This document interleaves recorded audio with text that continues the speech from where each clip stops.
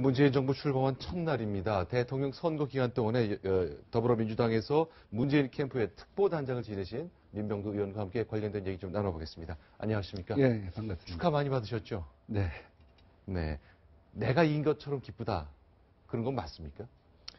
오늘 우리 의원들은 당연히 그렇고요. 네. 우리 민주당 역사상 이렇게 혼연일체가 되어서 움직인 적이 없다라는 평가가 나올 정도였습니다. 네. 그러니까 당연히 의원들의 기쁨은 당연한 것이고요. 네. 그뿐만 아니라 수없이 많은 지지자들, 자원봉사자들 네. 다 내가 문재인 정부고 내가 문재인 대통령이다 하는 그런 마음으로 오늘 축하한 것 같습니다. 근데 삼선 의원 하셨는데 이런 것도 여쭤도 되는지 모르겠습니다. 3번 당선되실 때와 문재인 후보가 당선됐을 때 보면 내가 됐을 때보다 기쁘다 이렇게 말할 수 있습니까? 어떤가요? 10년 만에 사실은 정권 교체고 그 갈망이 굉장히 컸다는 네. 것이죠. 문재인 후보도 우리의 갈망이 정권 교체를 만들어낼 것이라고 했고 또 그 갈망 때문에 앞으로 반드시 성공해야 한다는 말씀을 하셨는데 네.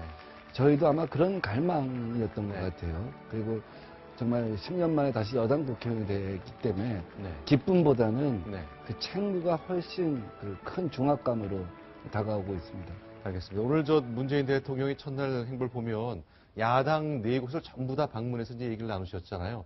전에 없던 일이거든요. 선거 때 약속은 하셨던 겁니다만, 글쎄, 이거는 어떻게 좀 봐야 될까요? 앞으로 대통령이 이렇게 자주 야당을 찾아가서 만난 일 더 볼 수 있는 거로 예상해야 되는 겁니까? 아니면 첫날이라 이렇게 인사를 좀 하시게 되는 겁니까? 오늘 취임 선서 이후에 연설에서 앞으로 정기적으로 자주 야당과 만나 대화하겠다라고 분명히 이제 의사 표명을 하셨죠. 네. 저는 기존의 우리나라 대통령제에서 대통령제를 잘못 인식하고 있는 게 뭐냐면 대통령은 대국민 정치만 하면 된다고 생각을 합니다. 네. 그리고 2년 한 3년 만에 한 번 야당 대표랑 네. 영수회담을 해갖고 국면을 갖다 풀어가려고 하죠. 근데 대개 그것이 충돌로 끝났습니다. 네. 내각제 국가 같은 경우는 일상적으로 대의회 정치를 하거든요. 네. 그건 대개 관료들이 또 강요들이 다 의원들이고 네. 그러니까 일상적으로 의회 정치가 된 겁니다. 근데 우리나라에서는 대의회 정치 안 해요.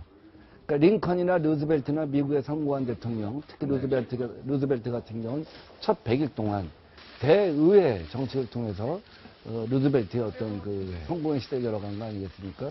그래서 저는 새 대통령한테 가장 크게 바라고 또 원하고 또 제가 조언했던 것이 네. 이제는 대국민 직접 정치뿐만 아니라 대의회 정치를 해야 한다. 네. 실제로 정치를 통해서 국면을 펼 수 있는 사람은 청와대 정무수석이나 여당 원내대표가 아니라 네. 실제로는 대통령이다. 이런 생각을 갖고 임했으면 좋겠다 하는 생각을 저는 갖고 있었습니다. 네, 그동안 이제 협치란 말은 경선 때도 그렇고 이제 본선 때도 다 그런 일이 굉장히 강조가 됐는데 제가 아직도 이해하지 못하는 게 있습니다. 과연 여야가 법률안이나 이런 어떤 특정 사안을 놓고 어느 정도로 해주면 그게 협치가 잘 됐다고 보시는 건가요? 문재인 대통령은 통합정부를 쭉 얘기를 해왔습니다. 네.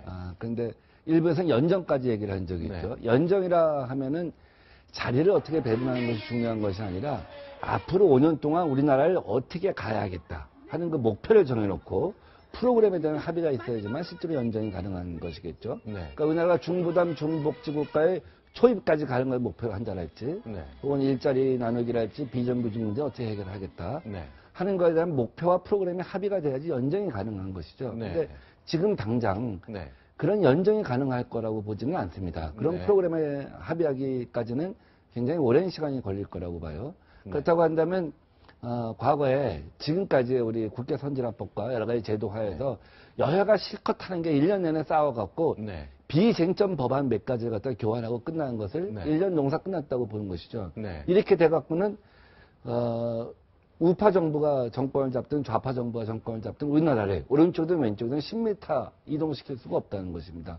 그러면요, 이런 거, 그러니까 결국 서로 원하는 것을 하나씩 주고받아야 서로 합의가 돼서 타협 속에 법안이 처리가 된다. 그런 게 가능하다면, 예를 들면, 대통령이 이제 사드 문제에 대해서 모호하게 얘기했지만, 오케이, 보수 진영이 원하는 대로 사드 도입하겠다, 흔쾌히 하겠다, 중국 관련된 거 내가 처리하겠다. 그러나 내가 원하는 대기업 개혁을 위해서 상법 개정안에 자유한국당 동의해달라. 이렇게 주고받는 것, 이렇게 되면 협치입니까? 안보는 안보 문제랑 주고받아야 될 것 같아요. 안보끼리 또 예. 경제끼리랑 경제는 경제끼리 주고받아야 될 것 같아요. 그러니까 네. 지금 사드가 이미 절반의 배치가 됐기 때문에 그런데 만약에 사드가 배치가 안 됐다고 한다면 네. 일단은 중지시켜놓고 네. 국회에다가 동의안을 갖다 제출해서 네. 그걸 갖다 당장 표결하는 것이 아니라 그 표결을 갖다 레버리지로 해서 지렛대로 해서 미국하고 중국하고 새로운 협상을 갖다가 할 수 있었을 것이라고 봅니다.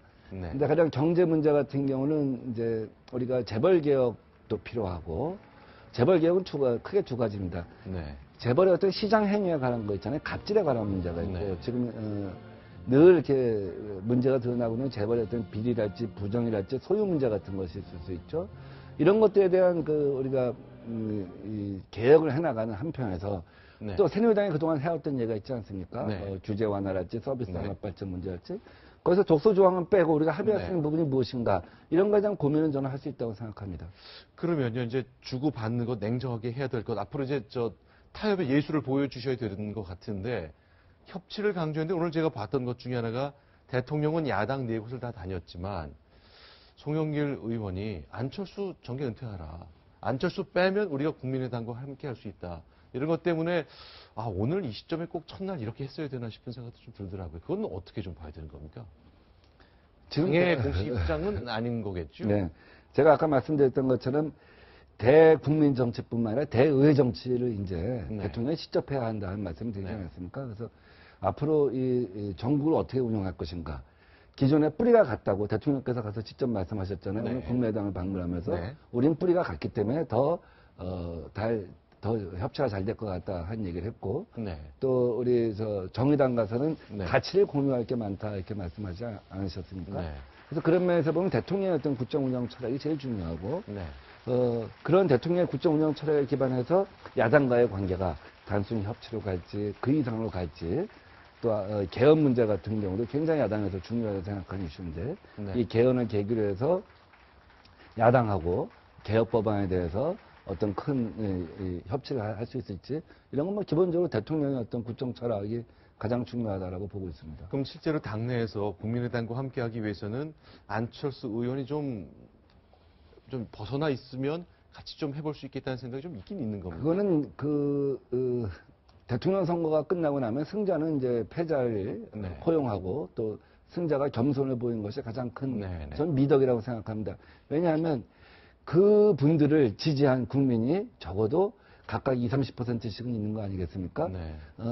우리가 경쟁했던 후보 하나를 바라보는 것이 아니라 그 후보를 지지했던 국민들을 바라볼 때 그분들이 갖고 있을 수 있는 마음의 어떤 상처나 불편함 같은 것을 갖다가 염두에 두고 봐야 한다고 생각해요. 그래서 오늘 같은 경우는 또 앞으로도 그렇고 그분들을 바라보고 우리가 정치를 하고 또 언어를 갖다가 구사해야 한다고 생각합니다. 네. 그리고 안철수 후보의 네. 정치적 거취 문제는 그건 온전히 안철수 후보가 선택할 문제이지 네. 우리 승리한 정당에서 이래라 저래라 네. 할 문제는 전 아니라고 생각합니다. 다시 비슷한 얘기 나오지 않을 거로 좀 예상할 수 있는 말씀을 좀 주신 것 같습니다.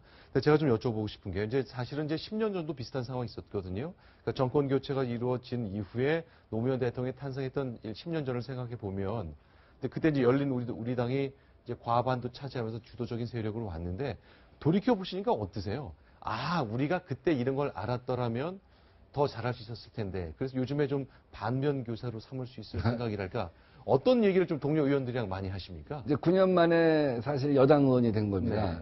사실 오늘 의원총회에서 원내대표가 이제 총리 인준 청문위원은 이제 제가 추천을 할 텐데 여러분들이 생각하셔야 할 게 그전에는 뭔가 이렇게 좀 문제점을 갖다가 이렇게 규명하고 들여다보는 게 청문회였다고 한다면 지금은 이제 방어하는 거니까 모두 전화를 갖다 좀 하셔야 될 것 같다 한 얘기를 한 바가 있습니다. 또 다른 많은 의원들도 초선 의원들도 여당 의원은 어떻게 하는 겁니까 하고 우리 질문하는 경우가 있어요. 근데 저는 이렇게 생각해요. 지난 많은 시기에 우리나라가 실패했던 것이 첫째는 여당 역할을 잘 모르는 겁니다. 여당의 역할을 몰랐다. 여당은 거수기 역할을 하는 것이 여당이라고 생각하는 거예요. 근데 실제로는 여당이 청와대는 모르는 그 신경망 역할을 할 수 있는 거거든요. 국민 여론이 어떻게 돌아가고 민심이 어떻게 돌아가는 거는 대중하고 촉수가 뻗어 있는 국회의원들이 가장 잘 많이 하는 것이죠. 그래서 여당 의원이 단순히 거수기 역할을 하는 것이 아니라 국정 운영의 동반자이면서도 감독자 역할을 저는 해야 한다고 봅니다. 네. 늘 국정 운영의 비판자, 감시자, 감독자 역할은 야당이라고 생각하는데 네. 보이지 않는 감독자 역할을 갖다가 여당이 저는 해야 한다라는 생각을 합니다. 그러니까 여당 의원들이 대통령하고 이제 뭐 조용하게 비공개리 밥도 먹으면서 아니, 내가 지역 다녀보니 이런 얘기가 나오던데 이건 뭐 아셔야 됩니다. 라고 얘기하는 것. 우리가 이제 정치부 기자들이 늘 얘기해온 가장 이상적인 상황인데 문재인 정부에서는 가능할 것 같다. 이상하십니까? 우리 가장 헌정사에서 가장 큰 상처였던 지난 몇 개월간을 돌이켜보면 네. 그 정부가 왜 그 지경까지 갔냐를 생각해보면 결국은 그 여당이 또 그중에 친박이 사실은 감독자 역할을 했어야 되는 거 아니겠습니까? 그것이 우리 지난 한 십몇 년, 20년 민주정부 수립 이후에 가장 어떻게 보면 우리가 세계할 교훈이라고 생각하고 저는 오늘 뭐 문재인 그 대통령이 보여줬던 태도 이것을 보면 또 임종석 그 비서실장이 예스맨이 되지 않겠다. 대통령한테 드린 말씀을 드리겠다. 또 제가 아는 임종석 실장은 능히 그럴 만한 사람이라고 생각합니다. 네. 그래서 이제 여당 의원들이 수시로 청와대 관계자든 정부 관계자든 또 때로는 대통령을 만나갖고 지금 이 문제는 이렇게 풀어가십시오 하고 직원을 할 수 있는 국민과 소통한 대통령이 아니라 정치인의 직원을 갖다 수용한 대통령이 되어야 한다고 생각합니다. 근데 이제 저도 뭐 많은 공직자들이나 정치인들 제가 만나서 얘기를 듣다 보면은 뭐 공직자라면 자기 장관 아니면 정치인들이라면 뭐 자기 당의 당 대표 총수 예전에 DJ YS가 그런 위치에 있었는데 듣기 싫어할 것 같은 얘기 하기가 참 힘들다. 그거 하나랑 그 압도적 권력을 가진 상대가 얘기하면 좀 거절하기도 힘들더라 하는 그런 권력 관계 때문에 좀 입이 굳고 말이 안 되는 뭐 그런 현상들이 있었다고 들어왔어요. 문재인 이제 대통령 이제 가까이서 접해 보셨을 테니까 어떠십니까? 평소에 후보 시절에 당 대표 시절에 듣기 싫은 얘기 좀 하시고 그러면 잘 들으세요? 어떠세요? 제가 당대표 시절에 뭐 개인적으로 그 소주를 마신 적이 한 여러 번 있습니다. 여러 번, 예. 여러 번인데 그때 저는 뭐 자유롭게 얘기를 합니다. 그때 주로 드렸던 조언이 뭐 든든한 그 안보정당, 유능한 경제정당 얘기는 본인이 자신이 입론을 갖고 있었던 거지만 그걸 하기 위해서는 그래서 네. 총선에서 이기기 위해서는 국민들은 정책을 사람을 통해서 이해를 한다. 네. 그러니까 사람 욕심을 내십시오. 사람 욕심, 네. 좋은 사람을 끌어안으시라. 그러니까 총선 때 시대 정신이 무엇인지를 갖다가 미리 예측하고 네. 거기에 맞는 많은 사람들 영입해야 합니다 하는 얘기를 제가 서너 번 한 적이 있습니다. 네. 근데 어느 날, 하세요? 네. 그러니까 실제로 그때 나중에 보니까 준비를 했던 거죠. 근데 어느 날 저한테 한 얘기가 뭐였냐면 네. 왜 그걸 나한테만 요구합니까? 아, 여러분도 네. 다음 총선에 네. 우리가 승리하고 새 정부를 갖다 우리가 출범시키기 위해서는 그건 여러분의 몫입니다. 왜 나한테만 요구합니까? 네. 하는 얘기를 하시더라고요. 그래서 근데 또 그분 스스로가 또 그런 준비를 나중에 보니까 네. 총선 때 수십 명을 이미 접촉을 해갖고 네. 또 그 카드로 내놨고요. 네. 결국 얘기를 들으셨고 이행하셨다. 그렇게 이해해도 되는 거겠죠. 그리고 이제 가장 핵심적인 네. 공약이었던 일자리 네. 문제 갖고도 우리가 당대표 시절부터 수차례 토론을 많이 해왔습니다. 알겠습니다. 자, 이제 새로운 권력이 시작됐고 정부가 시작됐습니다. 5년 동안 한국 사회 변화를 위해서 새 대통령 정말 넓게 열린 귀를 가져야 될 텐데 그 역할 좀 해주십시오. 네. 알겠습니다. 오늘 말씀 잘 들었습니다. 예, 고맙습니다.